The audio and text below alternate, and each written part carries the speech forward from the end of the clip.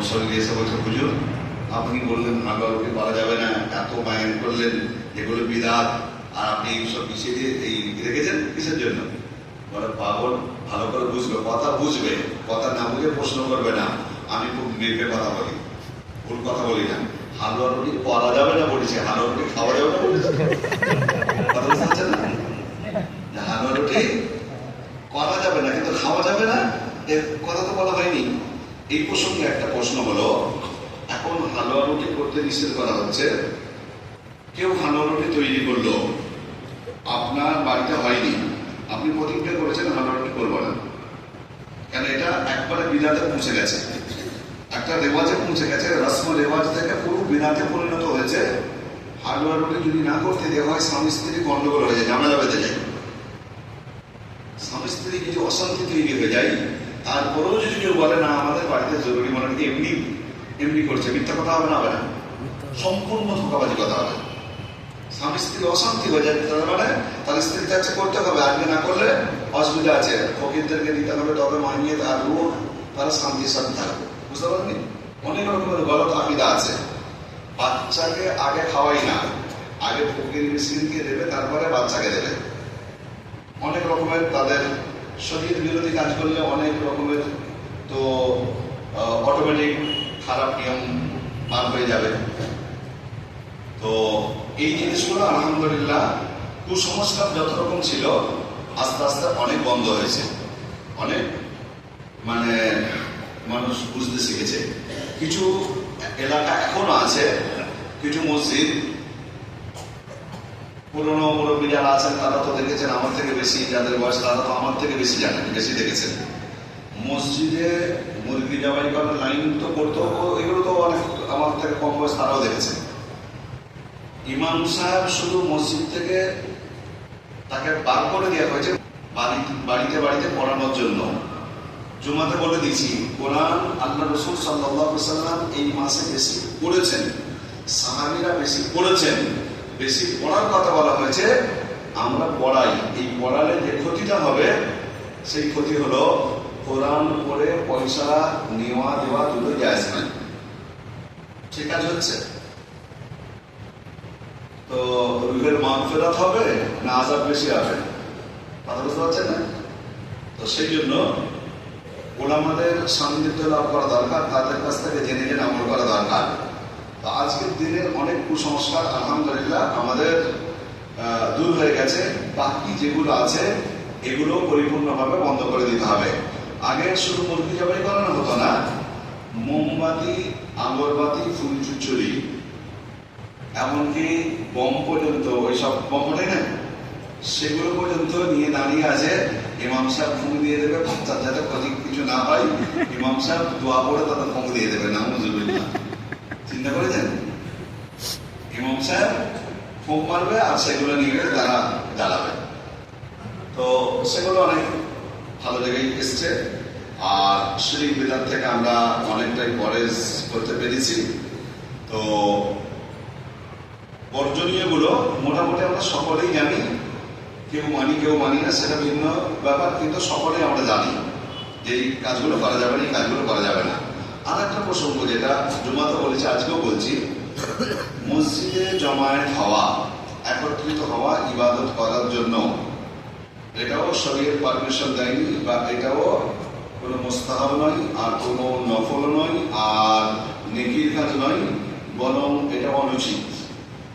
সাহাবীরা, তাবেঈনরা, তাবেঈনরা কোরআন হাদিসে কোন জায়গা থেকে এইরকম ধরনের নফল ইবাদতের জন্য এত ইহতেমাম করা, যেখানে ফরজের কি হবে, ফরজ ইবাদতকে অসম্মান করা হবে, সেই রকম ইহতেমাম করা যাবে না।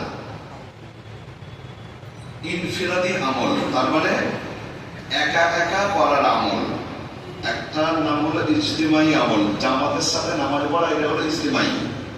জুমার নামাজ পড়া, এটা হলো ইজতিমাই, একত্রিত হয়ে। ঈদের নামাজ পড়া একা একা হবে? ঈদের নামাজ একা একা হবে না, তাহলে এগুলো হলো একত্রিত, একসাথে জমায়েত করতে হবে। আর কিছু আমল আছে যেগুলো ইনফিরাদি আমল। রোজাটা ইজতিমাই না ইনফিরাদি? ইনফিনিটি না, নিজে নিজে না বলবো। আপনি ডুবে পানি খেলেও আপনি বুঝতে পারবেন যে আপনি ভুল করছেন, অন্যজন বুঝতে পারবে না, সেই জন্য একটু খায় না। তাহলে নফল ইবাদত করা, নফল ইবাদতে আল্লাহর অনেক কাছে পাওয়া যায়, আল্লাহ খুশি হয় যে আমার বান্দা ফরজের উপর তো আমল করছেই, আর তারপরে নফল ইবাদত সে করছে, এটা তার জন্য জরুরি নয়, তারপরে সে করছে, আল্লাহ খুশি হবে। তো সেই জায়গায় পুরো গ্রামবাসীকে দেখিয়ে, পুরো মসজিদ বলে সকলকে দেখিয়ে নামাজ পড়া, এটা লোক দেখানোর জায়গায় এসে যাবে। সেজন্য উলামারা, মুহাদ্দিসিনগণ, মুহাক্কিকিনগণ, ফাকিহগণ, সারা বিশ্বের উলামাদের সকলের এই বিষয়ে একমত যে শবে বরাত উপলক্ষে ইজতেমা মানে জমা হওয়া, মসজিদে একত্রিত হয়ে নামাজ পড়া, এটা শরীয়ত পরিপন্থী, শরীয়ত সুন্নত নয়। ঘরে নামাজ পড়লে নেকি বেশি হবে, নফল নামাজ কোথা পড়লে বেশি নেকি হবে? ঘরে পড়লে। তাহলে অন্য নফল নামাজ পড়ার ব্যাপারে হাদিসে আছে, সহিহ হাদিসে আছে যে ফরজ নামাজ তোমরা মসজিদে পড়ো, লা তাজালুল বুয়ুতা কুবুরান, লা তাজালুল বুয়ুতা কুবুরান, তোমাদের ঘরগুলোকে তোমরা কবর বানিয়ে রেখো না। তার মানে কবরে নামাজ পড়া যায় না, কবরে নামাজ পড়া যায় না। তাহলে ঘরে নামাজ পড়া যায়, তাহলে তোমাদের ঘরগুলোকে কবর বানিয়ে রেখো না। তার মানে এই হাদিসের ব্যাখ্যা মুহাদ্দিসিনগণ করেছেন, ঘরে বেশি বেশি করে নফল নামাজ পড়ো, সুন্নত ঘরে পড়ো, মসজিদে ফরজ পড়ে চলে এসো। এখন বর্তমানে যে পরিস্থিতি, এই ফরজ নামাজ পড়ে সুন্নত আর নফল ঘরে পড়তে গেলে সুন্নত নফল ছেড়েই যাবে, সেজন্য মসজিদে পড়াই উত্তম। কিন্তু অন্যান্য নফল, তাহাজ্জুদের নামাজ আপনি মসজিদে এসে পড়বেন না ঘরে পড়বেন, ইশরাকের নামাজ, চাষের নামাজ মসজিদে আছে পড়ে চলে গেলেন। কিন্তু ইনফিনিটি যে নামাজগুলো আছে সেগুলো ঘরে পড়া উত্তম, নির্জনে পড়া উত্তম, এক মনে পড়া উত্তম, এক ধ্যানে পড়া উত্তম। আল্লাহর কাছে আপনি গিড়গিড়াবেন, আপনি কাঁদবেন, আল্লাহকে আপনি বলবেন, আল্লাহর কাছে আপনি প্রার্থনা করবেন, আল্লাহর কাছে আপনি তওবা তিল্লা করবেন, আল্লাহর কাছে আপনি মানে মনের ইচ্ছাগুলো প্রকাশ করবেন, পেছনের গুণাগুলো থেকে তওবা করবেন, অনুতপ্ত হবেন। হ্যাঁ, সেগুলো আপনার কান্নার আওয়াজটা একটু হয়তো হবে, চোখের খনিটা হয়তো অঝর নয়নে কাঁদবেন, চটচট করে আপনার চোখের পানিগুলো পড়বে। পাশে যখন মানুষ থাকবে আপনাকে ইতস্ত রাখবে, আপনার মন খুলে দিল খুলে আর নির্জনে আর আল্লাহকে যেভাবে একা এক ইবাদত করে, যে ইবাদতের মধ্যে যে লজ্জত, যে মজা, সেই মজাটা আপনি একত্রিত ভাবে পাবেন না। তো সেই জন্য ইনশাআল্লাহ আমরা সকলেই নিয়ত করি ঘরে ইবাদত করবো, বলুন ইনশাআল্লাহ। ইনশাআল্লাহ খুব আসতে অনেকগুলো ইচ্ছা, ওই যা বলে বলবে এইখানেই করবো। কথা বুঝতে পারছেন না? পারছেন না? বললে আমার দায়িত্ব, আমার কর্তব্য সঠিক জিনিস পৌঁছানো, আর মানা না মানা সেটা আপনার দায়িত্ব, সেটা আমার দায়িত্ব নয়। তো সেই জন্য অনেক মসজিদে দুঃখের বিষয়, আজকের এই রাতকে উপলক্ষ করে দিন চড়ছে, দেখে রান্না হচ্ছে, চায়ের ইন্তজাম হচ্ছে, অমুকের ইন্তজাম ব্যবস্থা হচ্ছে, তমুকের ব্যবস্থা হচ্ছে। আর ভাই কিসের ব্যবস্থা, এত কিসের ব্যবস্থা কি?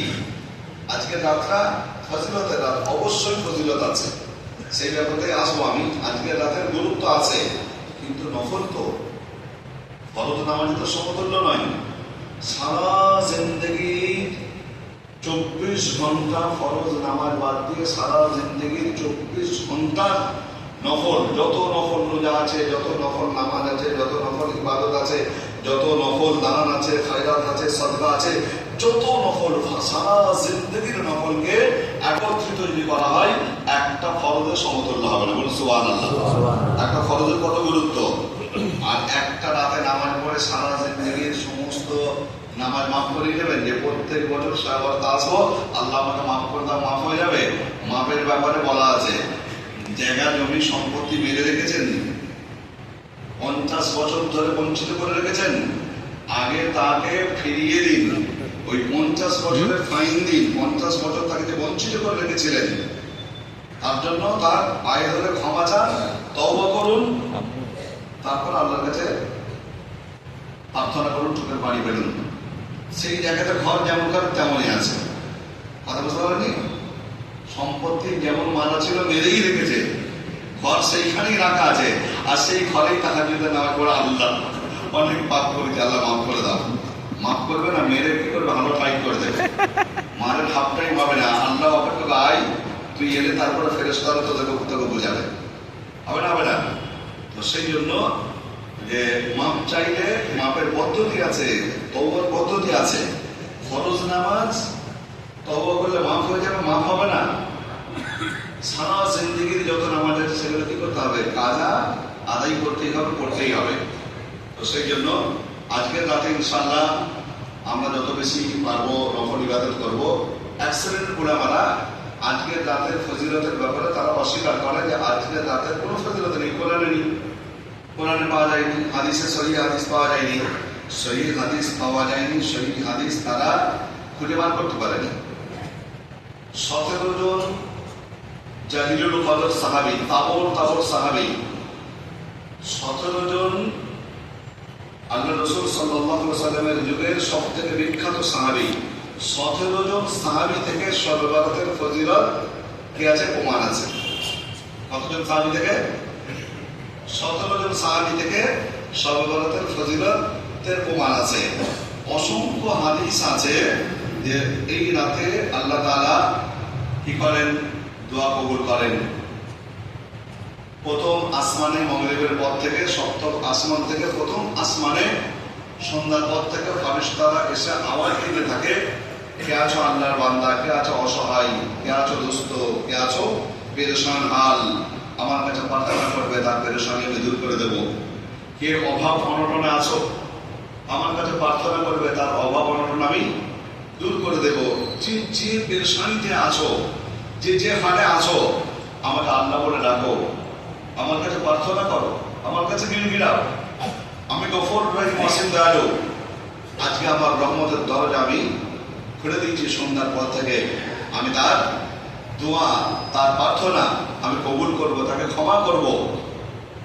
আজকের দিনে অসংখ্য মানুষকে ক্ষমা করার ব্যাপারে হাদিস আছে, অসংখ্য জাহান্নামীকে ক্ষমা করার ব্যাপারে হাদিস আছে, অসংখ্য পাপীকে ক্ষমা করার ব্যাপারে হাদিস আছে। যে বানুকাল আরবের মধ্যে সব থেকে একটা বড় গোত্র ছিল যারা খুব ছাগল চাষ করত, অসংখ্য ছাগলের পাল বিরাট বড় বড়। তো তাদের উদাহরণ দিয়ে বলা হয়েছে যে আজকের দিনে আল্লাহ তাআলা বানু কালবের ছাগলের গায়ে যত পশম, তার থেকেও অধিক পরিমাণে আল্লাহর বান্দাদেরকে ক্ষমা করেন, মাফ করেন। সুবহানাল্লাহ। হ্যাঁ, এই হাদিসটা জয়ীফ হাদিসের ব্যাপারে সারা পৃথিবীর সমস্ত হাদিস বিশারদ সকলের একমত, জয়ীফ হাদিস ফজিলতের ব্যাপারে প্রযোজ্য, এতে কোনো নির্দ্বিধায় তার উপর আমল করতে পারবে। ফজিলতের ব্যাপারে জয়ীফ হাদিস গ্রহণযোগ্য, প্রযোজ্য, এরা সারা পৃথিবীর হাদিস বিশারদের কাছে আছে। তারপরও ফাটিয়ে দিচ্ছে এটা জয়ীফ হাদিস, এর উপর আমল করা যাবে না, এটা অমুক হাদিস, কমজোর হাদিস। এটা সাধারণ মানুষকে বিভ্রান্তির মধ্যে ফেলার জন্য।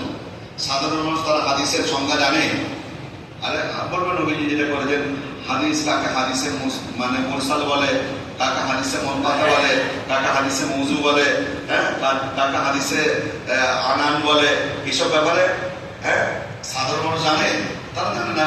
তাদেরকে শুধু বলে দিল জয়ীফ আর সহিহ, এই বলে বিভিন্ন দিক থেকে মানুষকে বিভ্রান্তির মধ্যে ফেলছে। আজকে রাতের ফজিলতের ব্যাপারে ওলামাদের, হাক্কানি ওলামাদের এবং মুহাদ্দিসদের সকলের একমত। অসংখ্য হাদিস দ্বারা প্রমাণিত, জয়ীফ হাদিস দ্বারা প্রমাণিত, অসংখ্য জয়ীফ হাদিস দ্বারা প্রমাণিত এবং সহিহ হাদিস, দুটো সহিহ হাদিস দ্বারা শবে বরাতের ফজিলত প্রমাণিত। রেকর্ডিংয়ের যুগ, আমার কথা রেকর্ডিং নিশ্চয়ই হচ্ছে, হওয়া দরকারও। ভুল বললে সেগুলো প্রমাণ সহ দেখাবেন, শোনাবেন। সহিহ হাদিস, দুটো সহিহ হাদিস দ্বারা শবে বরাতের ফজিলত প্রমাণিত, আর অসংখ্য জয়ীফ হাদিস দ্বারা শবে বরাতের ফজিলত প্রমাণিত। কিন্তু শবে বরাতের নির্দিষ্ট কোনো আমল প্রমাণিত নয়। নির্দিষ্ট কোনো আমল করতে হবে এর কোনো প্রমাণ নেই। এই রাতে জাগতে পারে নেকি হবে, নফল ইবাদত করলে নেকি হবে, আল্লাহর কাছে দোয়া করলে, প্রার্থনা করলে, হ্যাঁ, আল্লাহ গফুর রহিম ক্ষমা করে দিতে পারে। জীবনের সাতটা দিক থেকে যদি কেউ তওবা করে আল্লাহ মাফ করে দিতে পারে। সেই হিসাবে খুব বেশি বেশি করে আমরা কি করবো, গোপনে, নির্জনে, নিজ ঘরে আমরা কি করবো, বেশি বেশি করে ইবাদত করব। এর জন্য কোন রকমের কোনো মানে কি বলে আলোকসজ্জা করা, এর জন্য বাড়তি অন্য কিছু করা, অনেক জিনিস ব্যবস্থা করা, হ্যাঁ, খাওয়া দাওয়ার ইন্তজাম করা, লাফালাফির মতো করি, হ্যাঁ, একদম একদম যেন সেই হলো সবে বারাত, হ্যাঁ, বারাত উর্দুতে বলে মানে বরযাত্রীকে বারাত বলে। তো এইখানে বারাত আরবি শব্দে উর্দুর বারাত বানিয়ে দিয়েছি আমরা, যেন একদম বরযাত্রী হয়ে পুরো এলাকা থেকে গাড়ি করে, হ্যাঁ, সকলেই একদম সুরমা আতর ভেঙে একদম পাঞ্জাবি টুপা যার যেমন আছে নারায়ণ তকবীর আল্লাহু আকবার, হ্যাঁ, নবীর সেনা বলে বেরিয়ে চলে এলাম কোথায়, কোর্ট মসজিদে সারা রাত একটা পার্টিতে নামাজ পড়ে দেখবি কাল, হ্যাঁ, নামাজ পয়সা দিয়েছিস, যেখানে যা পাবো খাবো, ইবাদত করবো, ফজরটাকে এসে শুরু করবো ইনশাআল্লাহ। ফজরের নামাজে থাকবে না।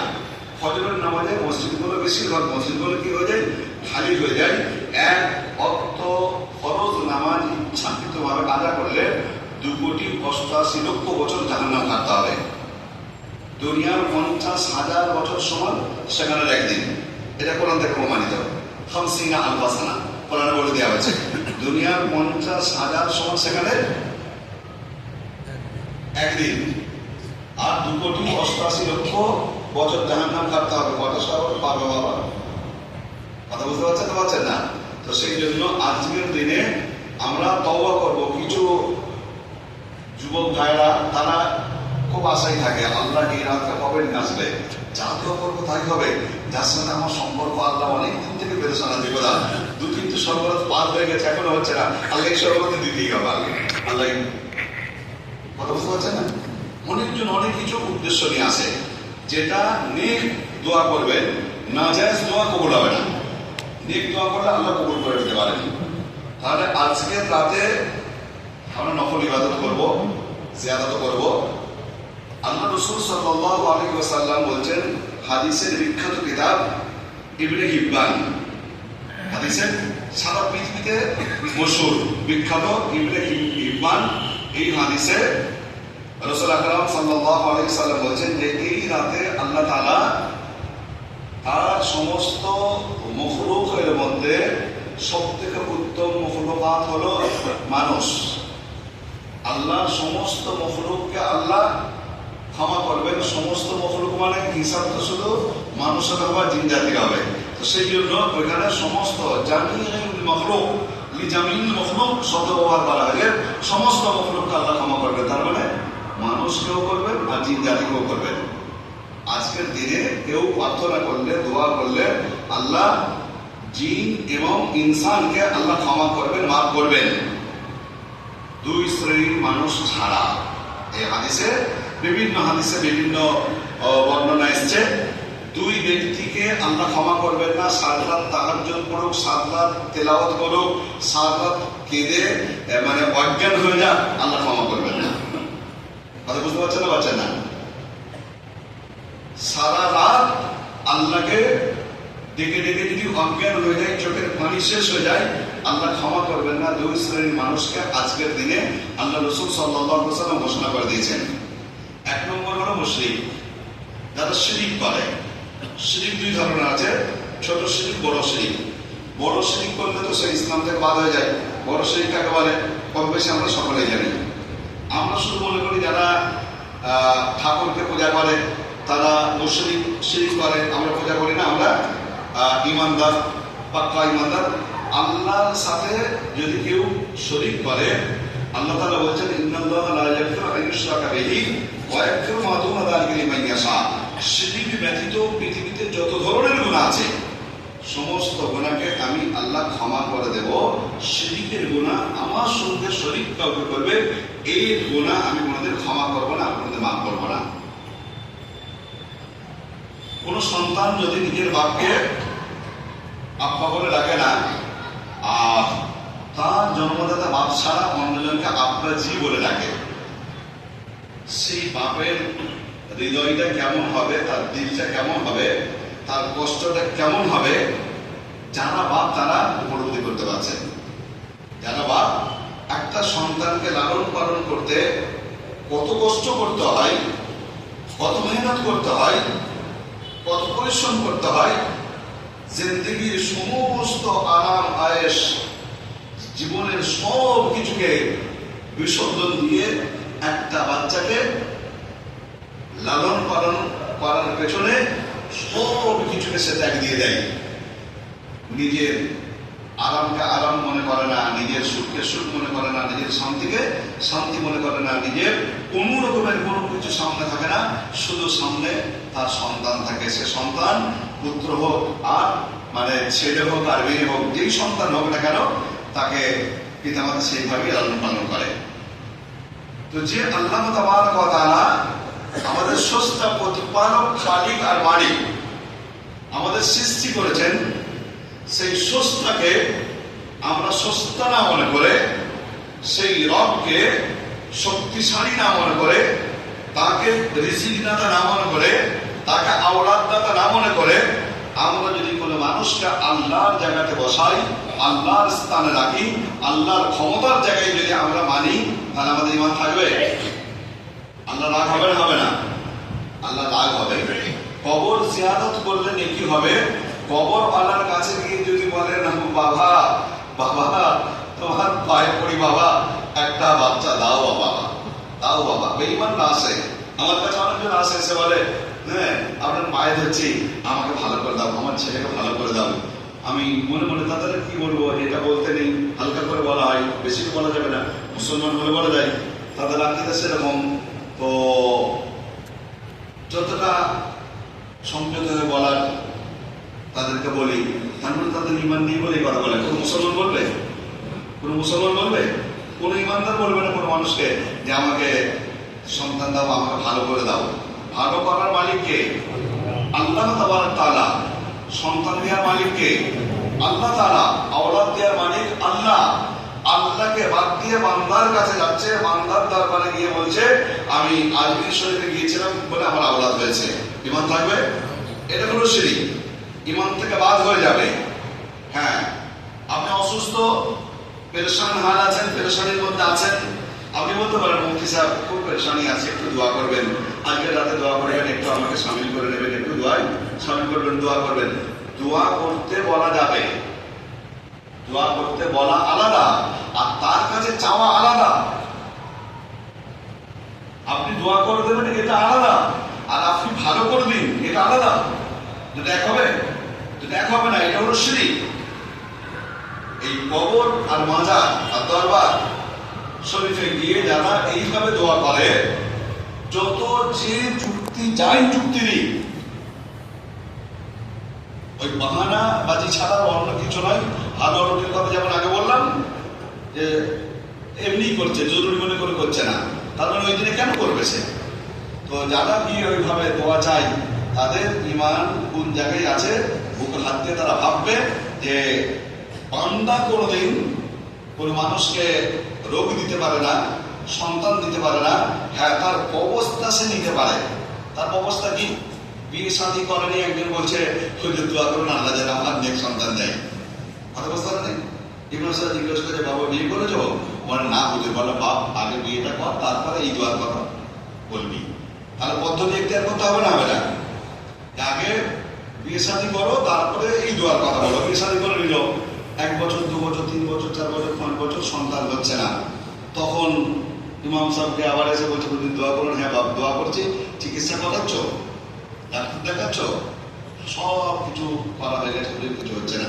তাহলে ডাক্তার দেখানো, চিকিৎসা করানো, এটা কি চলবে না? চলবে না। এটা করা যাবে মানে সে সন্তান দেবে না, তার ব্যবস্থা নেওয়া, তার পদ্ধতি ইখতিয়ার করা, সব কিছু ফেল হয়ে গেল। ডাক্তার সব রিপোর্ট দিয়ে দিয়েছে, কোনো রকমের কোনো দোষ নেই। তারপরেও পৃথিবীর কোনো ডাক্তার তৈরি হয়নি, মায়ের গর্ভে জন্ম নেয়নি, ভূমিষ্ঠ হয়নি, যে কোনো মানুষকে আল্লাহ তাকে আওলাদ দেয়নি, সন্তান দেয়নি, তাকে সে সন্তান দিয়ে দেবে? পারবে? ক্ষমতার বাইরে মানুষ দিতে পারবে না। তারা আল্লাহই দিতে পারে। যে জিনিসটা আল্লাহ দিতে পারে সেটা বান্দার কাছে যখন চাওয়া হবে, তাহলে আল্লাহর জায়গায় বান্দাকে রাখা হলো না, হলো না? আল্লাহর জায়গায় বান্দাকে রাখা হলো। রাসূল আকরাম সাল্লাল্লাহু আলাইহি ওয়াসাল্লাম বললেন, এইরকম মুশরিকের দোয়া আল্লাহ কবুল করবে না আজকের দিনে। যে শিরিক করে, আল্লাহর সঙ্গে যে শিরিক করে, তার দোয়া আজকের দিনে, তার প্রার্থনা আল্লাহ কবুল করবে না। আর একজনের কথা বলা হয়েছে হাদিস পাকে, আর এক ব্যক্তির দোয়া আজকের দিনে কবুল হবে না, আল্লাহ কবুল করবে না। সেই ব্যক্তি হলো যে মুসলমানদের বিষয়ে, মুসলমানের ব্যাপারে, ইমানদারের ব্যাপারে দিলের মধ্যে কি রাখে? বিদ্বেষ রাখে, হিংসা রাখে। সে তার নিজের ভাই হতে পারে, নিজের বোন হতে পারে, চাচা হতে পারে, ভাইপো হতে পারে, চাচাতো ভাই হতে পারে, প্রতিবেশী হতে পারে, পাশের এলাকার মানুষ হতে পারে, শ্বশুর বাড়ির যে কেউ, যে কোনো মুসলমানের ব্যাপারে বিদ্বেষ রাখে, হিংসা রাখে। যে কোনো প্রকারে তাকে কি করবে? অপমান, অপদস্থ করবে। যে কোনো ভাবে তাকে বিপদে ফেলবে, যে কোনো ভাবে তার বদনাম করবে, দুর্নাম করবে, যে কোনো ভাবে তাকে অপমান, অপদস্থ করবে, যে কোনো ভাবে তাকে লাঞ্ছনা, গঞ্জনা করবে। এই মনোভাব যার দিলের মধ্যে আছে, যত বড়ই পীর, বুজুর্গ, ওলি, আউলিয়া হয়ে যাক, আর যত বড়ই মৌলানা সাহেব, ইমাম সাহেব, আর হাজি সাহেব, পীর সাহেব, নামাজি, আর যত বড়ই জুব্বা আর পাগড়ি হয়ে যাক, আর যত ইচ্ছা তিলাওয়াত করুক, যত দান খয়রাত সাদকা করুক, তার প্রার্থনা আজকের দিনে ফেরেশতারা প্রথম আসমানে এসে আওয়াজ দিচ্ছে, কে আছো আল্লাহর বান্দা, কি পেরেশানি আছে, তোমার দোয়া কবুল করব। ওই দুই ব্যক্তির দোয়া বাদ দিয়ে সকলের দোয়া আল্লাহ কবুল করবেন। সাল্লাহ আল্লাহ আমিন বলছেন। বলুন, আল্লাহ আমাদের হেফাজত করুন। এই বিদ্বেষ আমাদের দিলের মধ্যে আছে না নেই? আমরা হিংসা করি না, করি না? কোন মানুষ সামান্য কোনো অন্যায় আমার কাছে করে ফেলেছে, সামান্য কোনো ভুল করে ফেলেছে, আমি পুরো হাত ধুয়ে তার পেছনে লেগে যাই। যতদিন বেঁচে থাকি ততদিন তাকে দেখে নেবো মনে করি। আল্লাহ যদি মনে করে তোকে দেখে নেবো, আল্লাহ যদি মনে করে তুই এত নফরমানি করেছিস, তোকে দেখে নেবো, বাঁচার রাস্তা খুঁজে পাওয়া যাবে? বাঁচার রাস্তা খুঁজে পাওয়া যাবে না। আমরা চিন্তা করি না, ভাবি না যে এটা এমন একটা পাপ, এমন একটা গুনাহ, যে গুনাহটা আল্লাহ ছাড়া কেউ বুঝতে পারে না, শুধু দিলে দিলে ভাবা হয়। দিলে দিলে ভাবা হয় না? দিলের মধ্যে কিনা রেখেছি, দিলের মধ্যে হাসাদ রেখেছি, দিলের মধ্যে হিংসা আর বিদ্বেষ রেখেছি। কেউ বুঝতে পারছে না, সবাই মনে করছে আমি তো খুব বুজুর্গ, আমি তো খুব সৎ, আমি তো খুব আল্লাহওয়ালা, আমার মুখের ভাষাটা আলাদা, প্রকাশ করি একরকম, আর ভেতরে রেখেছি অন্যরকম। ভেতরে হারামের ছবি রেখেছি, আর সেটা দিয়ে আমি আঘাত করতে চাই, সেটা দিয়ে অপমান, অপদস্থ করতে চাই, মুসলমানকে ছোট করতে চাই, মুসলমানকে খাটো করতে চাই, মুসলমানের ক্ষতি চাই। এই ধরনের যাদের মনের মধ্যে আছে, আজকের দিনের যদি দোয়া কবুল না হয়, তার সারা জিন্দেগির কোন ইবাদত কবুল হবে? কথা বুঝতে পারছেন না? পারছেন না? আজকের দিনের ফজিলতপূর্ণ দিন, প্রথম আসমানে ফেরেশতারা রহমতের এসে আওয়াজ দিতে থাকে। আজকের দিনে যদি তার কিছু কবুল না হয়, সারা জিন্দেগির কোন আমল কবুল হবে? কোন আমল কবুল হবে না। এই জায়গাতে এই অপরাধকে আমরা অপরাধ মনেই করি না, এই গুনাহটাকে আমরা গুনাহ মনেই করি না। আজকের দিনে আমরা প্রতিজ্ঞা করি, সাতটা দিন থেকে আমরা প্রতিজ্ঞা করি যে খোদা গো, শিরক তো জেনে শুনে আমরা করি না আর করবো না, ছোট শিরকও করবো না, বড় শিরকও করবো না। আর তার সাথে সাথে আজ থেকে আমরা প্রতিজ্ঞা করি, আল্লাহর কাছে ওয়াদাবদ্ধ হয় যে খোদা গো, কোন মুসলমানের ক্ষতি হোক, ক্ষতি সাধন করা, ক্ষতি চাওয়া, এই চাহিদা, এই দৃঢ়দিমাগ, এই চিন্তাধারা, এই মন মানসিকতা আল্লাহ তুমি একবারে কি করে দাও? একবারে ধ্বংস করে দাও। এই মন মানসিকতা আল্লাহ তুমি ধ্বংস করে দাও। কারণ এটা যদি থাকে আমার মধ্যে, আমি ধ্বংস হয়ে যাব, আমার সমস্ত আমল বরবাদ হয়ে যাবে। সব ধ্বংস হয়ে যাবে। এত কষ্ট করে নামাজ পড়া, এত কষ্ট করে রোজা রাখা, এত কষ্ট আর মেহনত করে পরিশ্রম করা, এত কষ্ট মেহনত করে দিনের প্রচার করা, এত কষ্ট মেহনত করে মানুষের সাথে মানে সহানুভূতি করা, গরিবের সাহায্য সহযোগিতা করা, কত 24 ঘন্টায় আর পুরো জীবন ভোর কত ত্যাগ শিকার, কত আমল মন করে শীতের সময় বুঝু করে মসজিদে নামাজ পড়ছি, খোদা সারা জিন্দগির সব বরবাদ হয়ে যাবে শুধু একটা বদগুণের কারণে। সেই বদগুণটা কি? সেই বদগুণ হলো হিংসা, বিদ্বেষ। এই বিদ্বেষ থেকে আমাদেরকে আমাদের দিল দিমাগকে পবিত্র করতে হবে। এটা যদি পবিত্র না করি, অনেকজন মনে করবে আজকের দিন থেকে কেটে গেলেই তো হয়ে গেল, আজকে আল্লাহ তো কবুল করবে না, কালকে হয়ে যাবে। কথা বুঝতে পারলেন? আজকে যদি কবুল না হয় অন্যদিন তো হবেই না। বুঝতে পারছেন না?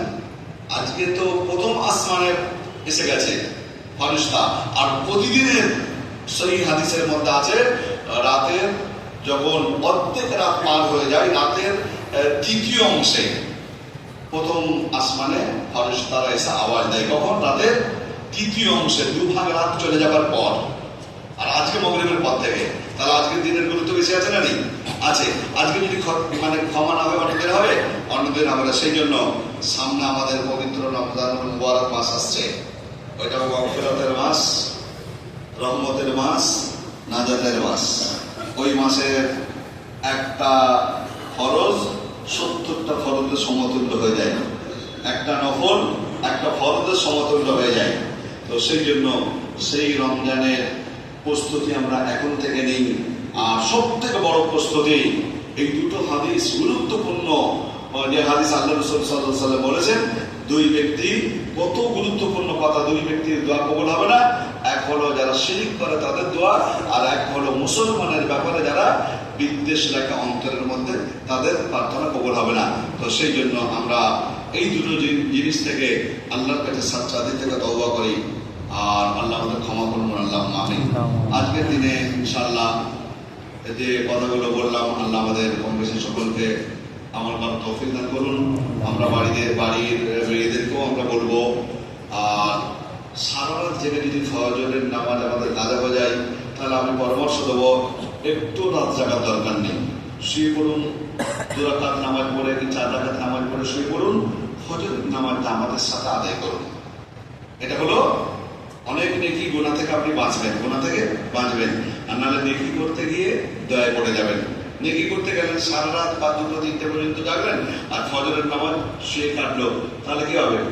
নেকি করতে গিয়ে দয়া পড়ে দেওয়া হলো, গুনায় জড়িয়ে দেওয়া হলো। তো সেই জন্য যদি মনে হয় যে 7 রাত থেকে জামাতের সাথে ফজরের নামাজ পড়তে পারবো, আলহামদুলিল্লাহ, খুব ভালো। কেউ নিষেধ করবে না, করুন, বেশি বেশি ইবাদত করুন।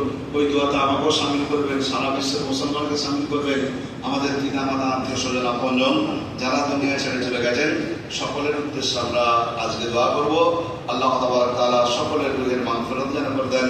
সারা পৃথিবীর বিভিন্ন দেশে বিভিন্নভাবে জুলুম, অত্যাচার, অবিচার চলছে, মুসলমানদের উপর নির্যাতন চলছে।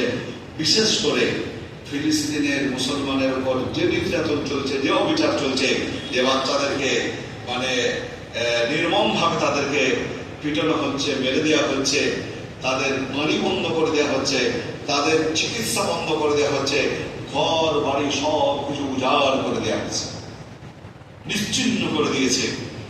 দেখে বোঝা যাবে না যে এটা একটা এলাকা ছিল, একটা বস্তি ছিল, একটা শহর ছিল। শহরকে পুরো একবারে শেষ করে দিয়েছে, একবারে নিশ্চিহ্ন করে দিয়েছে। সেই জালিম, তাদের যদি নসিবে হৃদায়ত থাকে, আমরা প্রথম দোয়া করবো, আল্লাহ হৃদায়তের আলোয় আলোকিত করো। আল্লাহ তাআলা তাবর তাবর কাফিরকে হৃদায়ত দিয়ে আল্লাহ তাবারক তাআলা তার রহমতের চাদরে জড়িয়ে নিয়ে সাহাবী তাদের বানিয়ে দিয়েছেন। সুবহানাল্লাহ। আল্লাহ সব পারেন। তাদের জন্য দোয়া করব যে আল্লাহ তাদের ইমানি দৌলত তাদেরকে দান করে, তাদেরকে মুসলমান আল্লাহ করে দিক, ইমানদার বানিয়ে দিক।